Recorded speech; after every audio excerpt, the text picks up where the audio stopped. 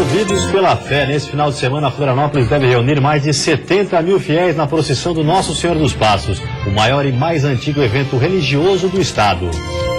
A voz das ruas, como os catarinenses estão se preparando para as manifestações de domingo contra a corrupção no país e em apoio à Operação Lava Jato. Para manter a segurança, a Polícia Militar vai acompanhar os protestos. Queda de braço, Justiça determina aos servidores de Florianópolis retorno imediato ao trabalho. Mesmo assim, a categoria decidiu hoje manter a paralisação.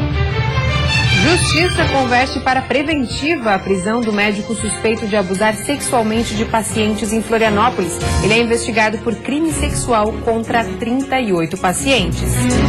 E no futebol, as derrotas de Criciúma e Avaí na Primeira Liga. Sem chances na competição, os jogos serviram para testar novos jogadores.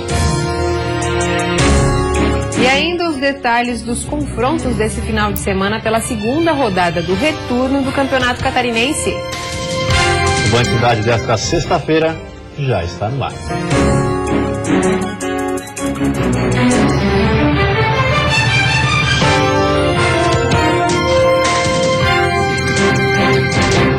Olá, boa noite.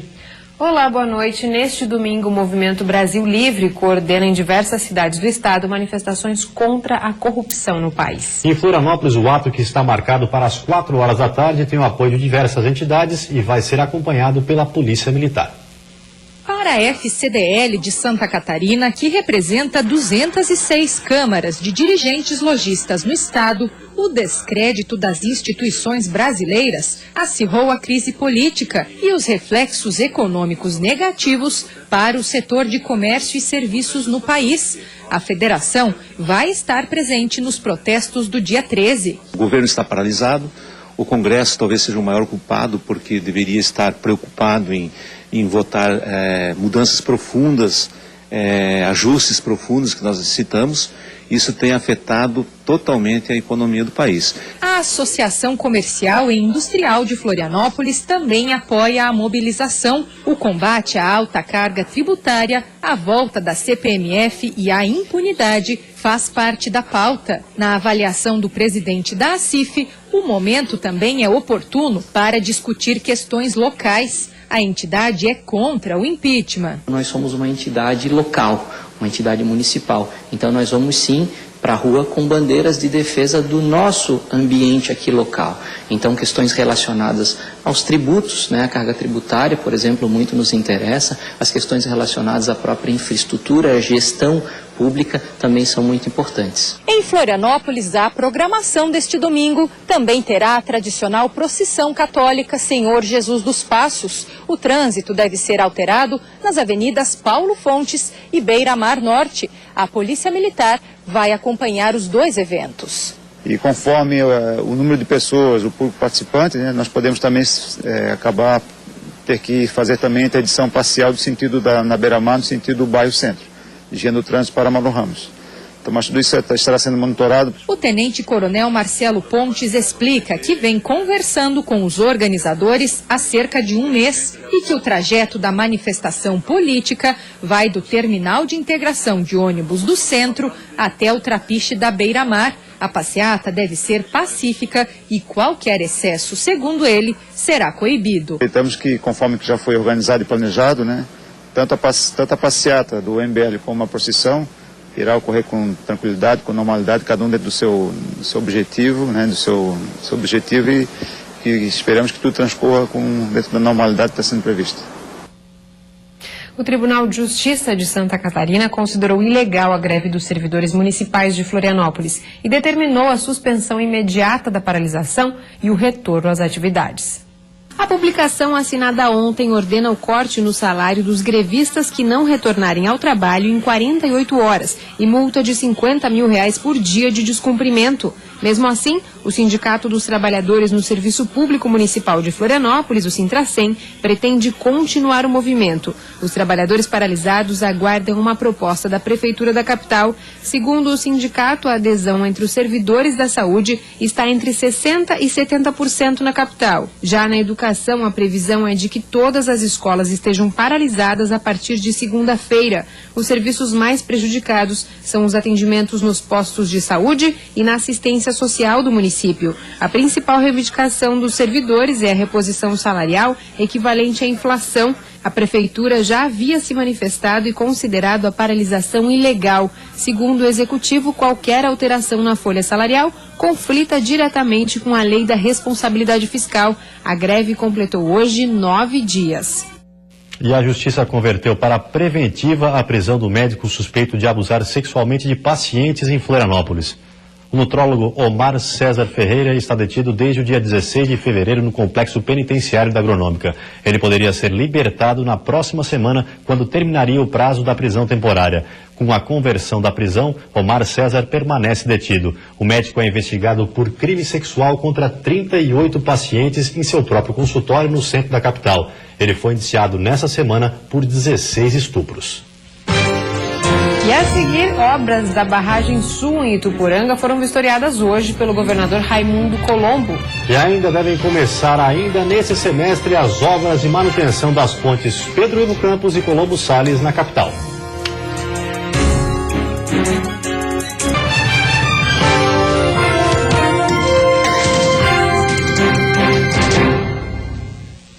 Foram entregues hoje em Ituporanga casas modulares para famílias em área de risco. O modelo das casas é composto por aço e possui resistência à queda de granizo e incêndio, além de um sistema antitérmico. Cada unidade tem 40 metros quadrados de área construída. Todas foram adquiridas com recursos do Fundo Estadual da Defesa Civil. O investimento em cada casa modular é de R$ 38 mil. O terreno foi doado pela Prefeitura, assim como a infraestrutura de iluminação, rede de esgoto e água. As famílias foram selecionadas pelo Serviço Social do município. Um alívio para os contemplados. Esse consultor empresarial vivia com a família pagando aluguel, pois tiveram a casa interditada em 2011 por causa de uma enchente. Teve um desmoronamento de terra e veio abaixo, né? E daí, neste caso, a Defesa Civil foi até o local e minha casa foi interditada na época, né? E até então fui pagar aluguel e graças a Deus que fui contemplado agora com essa casa, né? Vai ser como se diz, vai ser uma bênção para toda a minha família, né? A casa modular é escriturada no nome da matriarca da família e não pode ser alugada, cedida ou vendida num prazo mínimo de 5 anos. Todas as famílias recebem o termo de posse para fazer a escritura definitiva. O pintor Gilmar Schmitz, pai de 4 filhos, contou que em 2011 a casa dele também foi atingida pela enchente e a trajetória foi complicada, pois o aluguel era caro. Uma trajetória meio pesada pra gente, mas a gente passou por aquilo, teve esse plano aí dessas casas, eles souberam executar certinho, a gente teve a par da burocracia toda do desenrolar desse loteamento aí. Então, pra mim vai ser uma bênção isso, vai livrar a gente do aluguel, a felicidade vai começar de hoje em diante pra gente, pra mim e pra minha família, né? Eu tô muito contente com isso aí. E o governador Raimundo Colombo esteve hoje vistoriando as obras da barragem Sul em Ituporanga. Acompanhado pelo secretário de Estado da Defesa Civil, Colombo esteve no local onde está sendo construído o canal extravasor e um túnel com 262 metros de comprimento. O canal possui cerca de 10 metros de altura e 200 de extensão. Com toda a estrutura aberta, a barragem poderá escoar mais de 200 metros cúbicos por segundo. O secretário explicou que a sobrelevação já concluída e o canal extravasor ampliarão a capacidade de retenção de água e darão mais condições operacionais. Uma obra para proteger o povo catarinense, principalmente toda a extensão da bacia do Itajaí, né? Essa obra ela ajuda não só os municípios aqui próximos do Alto Vale, mas também ajuda a regular toda a bacia do Alto Vale, junto com a barragem de Itaió e de José Boatê, o controle das águas para a cidade de Blumenau. Instalada no rio Itajaí-Açu, a estrutura terá por finalidade a melhoria do controle de cheias na região que mais sofre em Santa Catarina com as chuvas. Nós estamos ganhando muito em qualidade operacional, nós dobramos a nossa capacidade de esvaziar e ganhamos muito tempo nisso. Além de, ao sobrelevar, você consegue reter um volume de água muito significativo que deixa de agravar a situação quando está havendo enchente lá. Então, nós ganhamos tempo para poder esvaziar antes que a chuva chegue e para conter a chuva quando ela chegou. Então nós estamos tendo um ganho duplo. É um investimento muito importante com a participação do governo federal e que já está com 90% executado. O fim de semana deve ser de tempo instável na maioria das regiões. No sábado, o sol aparece, mas pode chover fraco à noite. Na Serra, onde o amanhecer deve ser de 8 graus, o sol aparece entre nuvens, mas pode chover no fim do dia. O mesmo acontece no sul do estado, onde os termômetros devem registrar 25 graus. Já no litoral norte, a máxima chega aos 26. No Vale do Itajaí e na Grande Florianópolis, sábado de sol com poucas nuvens e máximas entre 26 e 27. Pode chover à noite. Já no oeste, o dia será ensolarado, com máxima de 23 graus. Foi aberta a licitação para a reforma das pontes Pedro Ivo Campos e Colombo Salles na capital. A obra foi orçada em aproximadamente 40 milhões de reais e deve começar nesse semestre. 7 empresas já demonstraram interesse em assumir a manutenção e apresentaram suas propostas durante um pregão realizado nesta semana. A licitação para definir a empresa responsável pela reforma foi aberta pelo Departamento Estadual de Infraestrutura de Santa Catarina, o DEINFRA, que deve analisar agora a documentação e a capacidade técnica das 7 empresas interessadas. A obra deve começar ainda neste semestre e foi orçada em cerca de 40 milhões de reais. Um prazo de 90 dias foi determinado pela Justiça, atendendo a um requerimento do Ministério Público de Santa Catarina para que o cronograma da obra seja apresentado pelo DEINFRA. Caso a determinação não seja atendida, o Ministério Público exige a aplicação de multa diária de 50 mil reais. Mas, segundo o DEINFRA, o prazo está sendo respeitado e o cronograma das obras para a restauração das estruturas será apresentado em 40 dias. A ponte Colombo Salles foi inaugurada em 1975. Já a Pedro Ivo Campos foi aberta para o tráfego em 1991. O tráfego diário das pontes, que são as únicas ligações entre a ilha e o continente, é de mais de 90 mil veículos. As estruturas estão com problemas de conservação e deterioração. Uma norma que está sendo avaliada pela Agência Nacional de Vigilância Sanitária pode aumentar a venda de remédios que não precisam de receita médica. A Anvisa estuda transformar algumas drogas de tarja vermelha em medicamentos isentos de prescrição. O medicamento usado para tratar problemas gástricos está entre aqueles que podem passar a ser vendidos sem prescrição médica. Há pelo menos 10 anos no mercado, as reações ao remédio foram monitoradas e não oferecem grandes riscos aos pacientes. Considerados seguros por não causarem, durante um certo tempo, estando no mercado, não causarem nenhum tipo de reação mais séria nos usuários. Para algumas pessoas, a notícia chegou em boa hora. Tem muita gente que precisa e não tem condições de pagar um médico, não consegue uma consulta no posto de saúde, né? Então, se ela facilitar, me ajuda. A proposta é da Agência Nacional de Vigilância Sanitária, que com uma nova regra quer colocar alguns medicamentos que hoje têm uma tarja vermelha aqui do outro lado do balcão. Com isso, o acesso a esses medicamentos ficaria mais fácil para os pacientes, já que não seria necessário apresentar uma receita médica. Mas apesar de serem consideradas drogas seguras, os farmacêuticos alertam que os pacientes devem evitar a automedicação. O ideal é que esses medicamentos sejam usados sob a supervisão de um profissional farmacêutico e que, além de tudo, o paciente tenha o cuidado de buscar ajuda médica caso os sintomas persistam. De acordo com a Anvisa, o consumo de remédios que não aumentou na comparação entre os anos de 2014 e 2015. As vendas representam 1/3 do total de medicamentos vendidos no país, com faturamento de quase 16 bilhões e meio de reais. A aprovação da nova regra pode aumentar ainda mais esses índices. Apesar da facilidade para comprar os remédios, a população está alerta aos problemas gerados pela automedicação. Eu acho que precisa estar indo ao médico assim, para não ter problemas. Às vezes as pessoas vão se automedicar sem estar com a doença que a pessoa está tomando o remédio. E depois do intervalo, o assunto é futebol. Mais 2 catarinenses se despedem da Primeira Liga. Avaí e Criciúma perderam jogando fora de casa. E agora o foco é apenas o Campeonato Catarinense e a expectativa é grande para a segunda rodada do retorno.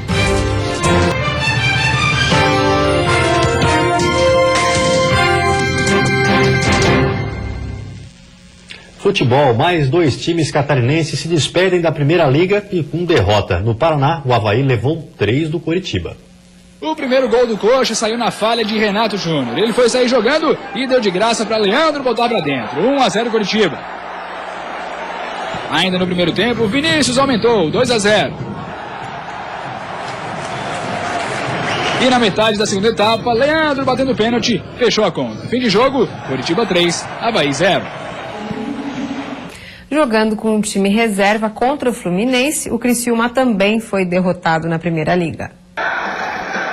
O Fluminense saiu na frente logo aos 4 minutos de jogo. Depois do desvio no meio da área, Gerson só teve o trabalho de empurrar ela para a rede.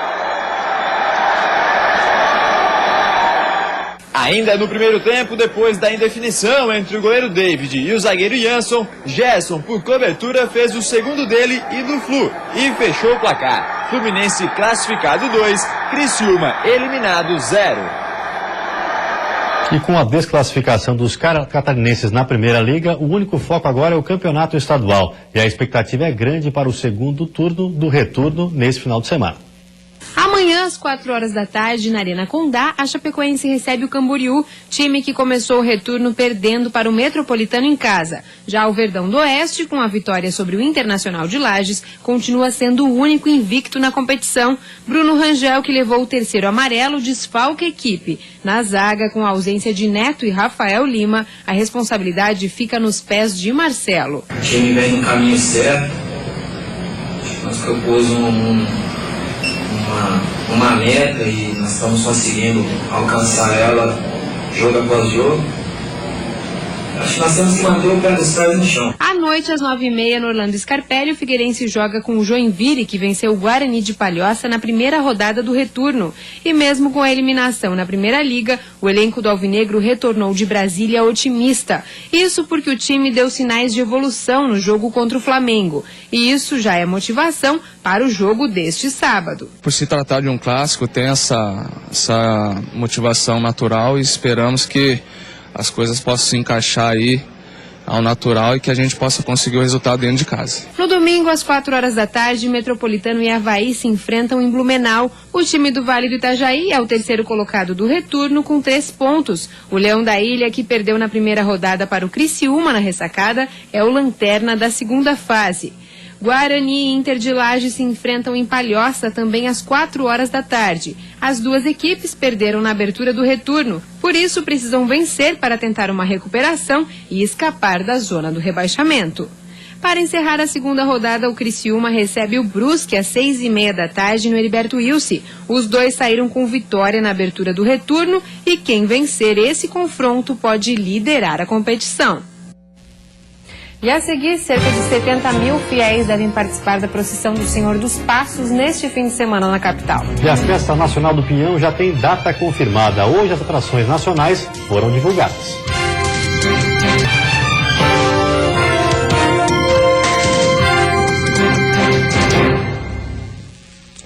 Já está marcada a data para mais uma edição da Festa Nacional do Pinhão, que ocorre todos os anos em Lages. Hoje, os shows nacionais foram divulgados pela organização. Uma das maiores festas de Santa Catarina vai acontecer em maio. A Festa do Pinhão é nacionalmente conhecida pela cultura, gastronomia e shows nacionais, que misturam o sertanejo, pop, reggae e músicas nativistas. Atrações que todos os anos fazem parte do evento. Além da sapecada da canção nativa e sapecada da Serra Catarinense, que acontecem no primeiro final de semana do evento, e no Recanto do Pinhão temos as atrações locais. Entre os artistas nacionais que vão subir ao palco durante os 10 dias de festa estão Naldo, Bruni Barreto,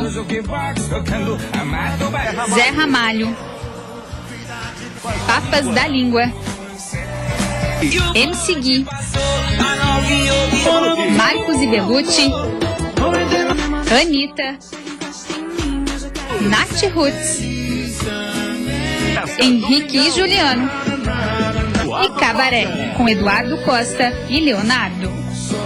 Cada dia tu tem um evento especial para um público especial. Os ingressos estarão disponíveis a partir do próximo dia 15. Os preços inteiros variam de R$40 a R$60. Através da Blue Ticket e dentro do estado de Santa Catarina também através na Lojas Colombo.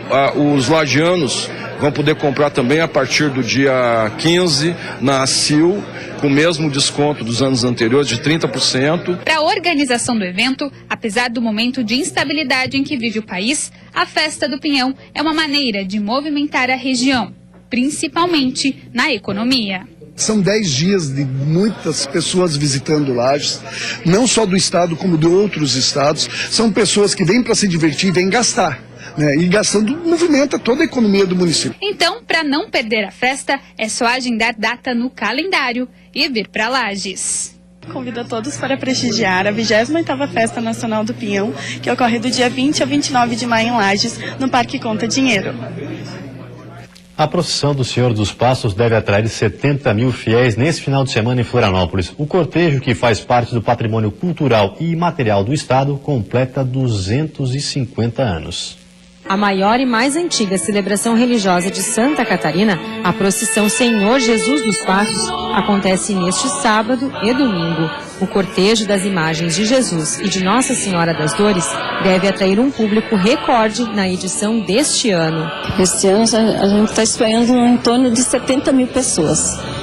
Cada ano tem aumentado assim 5, 10 mil pessoas. O evento, que completa em 2016 250 anos, é tombado como patrimônio cultural e imaterial de Santa Catarina. Objetos utilizados pelos fiéis e fotografias são cuidados e armazenados ao longo de toda a história da procissão. Um exemplo disso é este manto, que possui mais de 100 anos. Acredita-se que ele foi utilizado muitas vezes e que foi doado pela família Ramos. Nós não temos certeza absoluta disso, tá? Isso são pessoas, isso foi passado, é uma informação que foi passada oralmente. Tiago, de 9 anos, vai participar pela primeira vez da procissão. Ele deve ser acompanhado de sua mãe, que há anos participa do cortejo. E uma das grandes história nossa é a procissão, então eu vou começar a trazer ele para ele saber como é que foi a minha vida quando eu era criança e agora ele vai fazer parte disso. No sábado, 2 missas e procissões ocorrem na Capela Menino Deus, no Hospital de Caridade. A primeira será às 7h30 da manhã e a outra, às 6 horas da tarde, será seguida da procissão, que começa às 8 horas da noite. O ápice do evento está previsto para domingo, quando será celebrada uma missa pela manhã na Catedral Metropolitana de Florianópolis.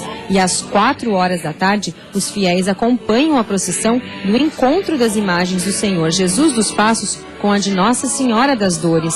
Neste ano, a Irmandade Senhor Jesus dos Passos tenta tornar a procissão também patrimônio nacional. Já está todo encaminhado o processo e esse ano, sábado e domingo, né, vai ter um técnico do IFAM de Brasília acompanhando todos os momentos da procissão para finalizar o parecer dele.